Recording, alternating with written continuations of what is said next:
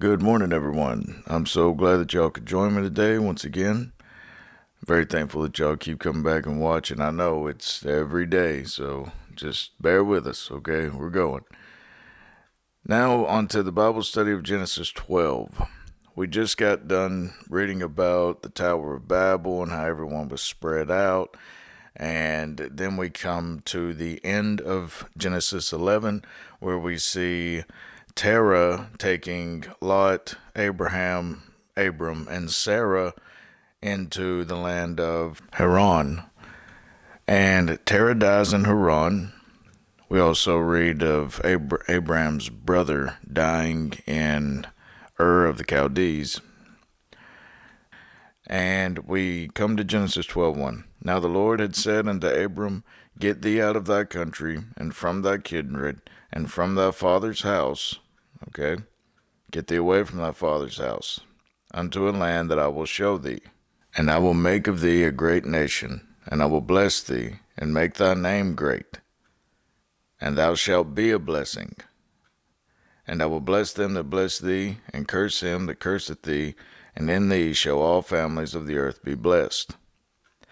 He doesn't just say he'll bless Abram. He says, and I will make thy name great. That's a big point, because out of the three major religions in the world, the three most impactful religions in the world, we have Islam, Christianity, and Judaism. And in all three of those, every person varies. Like Jesus isn't as exalted in Judaism, nor in Islam, as he is in Christianity. And then you have Muhammad, who's not exalted at all by Christians. And then you have in Judaism Moses, who they exalt probably higher than anyone. But out of the three religions, you have probably the greatest common name, the common one that we all share, that we all exalt, is Abraham. Out of all three major religions, so I will make thy name great, and thou shalt be a blessing. And in thee shall all families of the earth be blessed. If you'll just observe this graph right here, I know y'all may not be able to see it, but this is a graph of the Nobel laureates in different nations.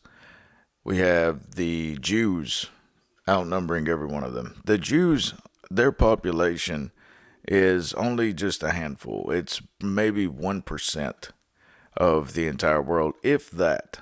1% of the entire world are the Jews, yet 1 in 5 Nobel laureates are Jewish. Now we see every other people under them, and look at how much more that they do for the world. Right here is just a list of the Jewish inventors and discoverers, and it's incredible just the list that you'll find of these Jews that have changed the world in physics and in every single realm. There you have Albert Einstein, Max Born for his fundamental research in quantum mechanics, especially for his statistical interpretation of the wave function. You got Bob Dylan, Rudolf A. Marcus for his contributions to the theory of electron transfer reactions in chemical systems. And it goes deeper than this, even as of today.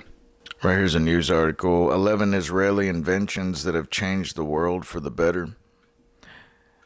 I like this subtitle. Israel is a very young nation, but it has given the world some very important inventions. Only about a little over 70 years established in our modern time, since the time that it lost its land. Just to name a few inventions already out, the flexible stent, which they put in the heart to avoid any major invasive surgeries, which has already saved millions of people. The firewall software was developed in Israel in 1993. Really, the first instant messaging system was developed by Israeli software company Mirabilis. The subsurface drip irrigation for corn by Netafim and other plant growths. Now, this is a fascinating one, because in the 1960s, there was a man named Simcha Blas, an Israeli inventor and engineer, And he started to notice these taller trees than other trees beside of them, and there were these pipes running under the tree, and it was giving off gradual drips. And so I don't know if y'all can see this, but there's just this little irrigation like pipes coming through these aisles, and they slowly give off little drips to the water, and it increased their growth. I think it was 70%. Yeah, crop yields by 70% in Israel. And just amazing stuff. Here's something fascinating, just real quick. It's called the WaterGen. Is a real-life moisture farming device. WaterGen is technology straight out of Wi-Fi. It allows water to be condensed out of thin air and might conjure up images of moisture farms from Tatooine in Star Wars. Developed in the late 2000s, WaterGen's generators, now this is going to be coming out into the public. It actually takes thin air and makes water. Then you have this thing called the sniff phone, and they're saying that it's going to be revolutionary because it's an innovative medical diagnostics device that can actually sniff out diseases. It is currently undergoing medical trials and is an evolution of the nanos technology developed by a professor and so forth. It is believed that it will become commercially available within the next 4 to 6 years. Its predecessor, Nanos, is able to detect things like cancer, Parkinson's, and multiple sclerosis with an 89% to 93% accuracy. So you pretty much just use this thing, very, very simple to use, and it can tell you if you have diseases. It's incredible. A couple of last real quick notes, and this is fascinating stuff. This is real life stuff that the Israelis are coming out with. Israeli scientists find way to treat pancreatic cancer in 14 days. They started injecting these mice with cancer cells, and then they used this treatment, and after 14 days, they seen that it had deteriorated the cancer within the cells by 90%, and even in one mouse, it was completely cured. So this is happening right now in Israel. Pancreatic cancer is one of the most deadly cancers that you can get, and they haven't been able to figure out anything on how to treat it. Patrick Swayze, the movie star, he contracted pancreatic cancer, and he actually said during an interview, "I'm a dead man," the second that he heard that he had pancreatic. But now in Israel, we're seeing that they have treatments for it.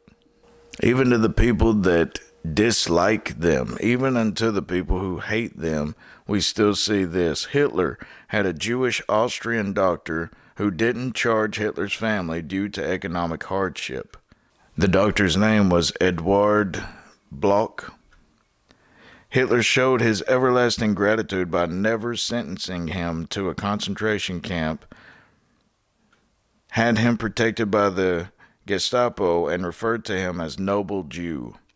So even Hitler seen the brilliance of certain Jews.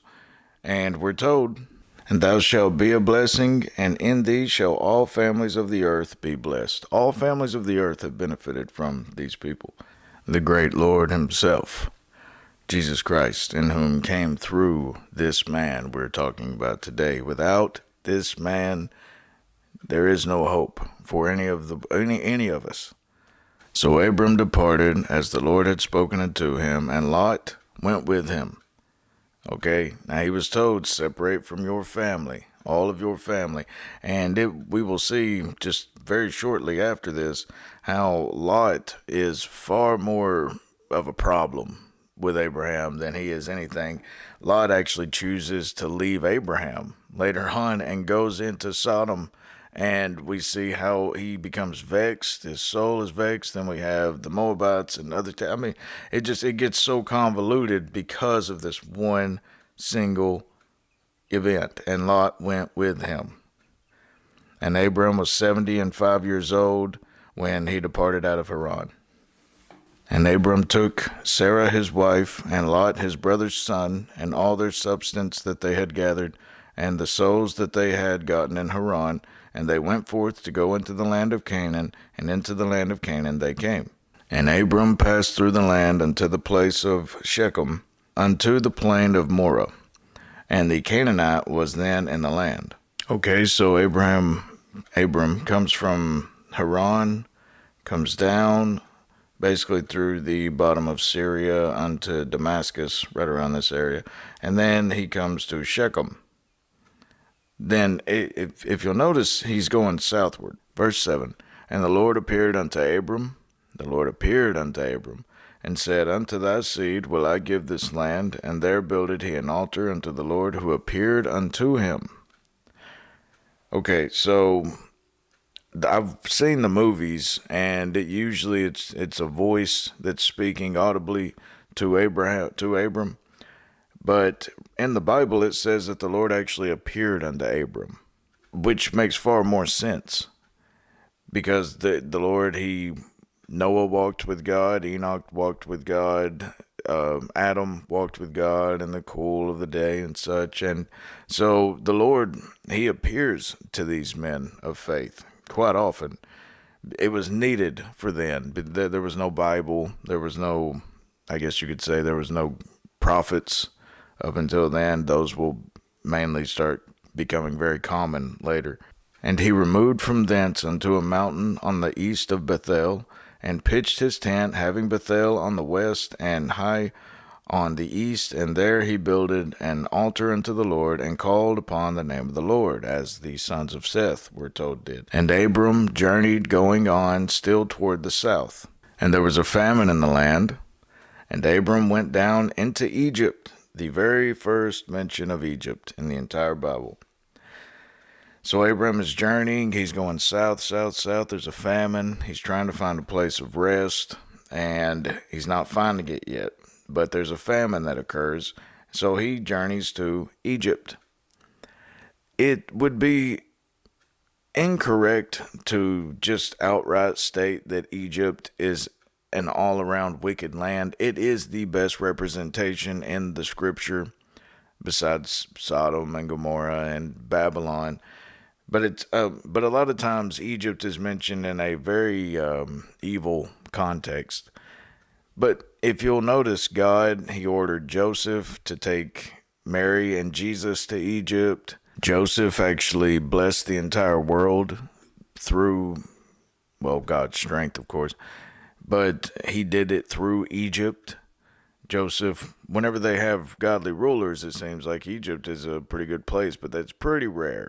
Before we move on, though, worthy of note is that Abram is not told to go to Egypt, nor is he really forbidden, if you'll notice. He's not really forbidden. God doesn't tell him not to go, but he did tell him go to Canaan. This is the promised land.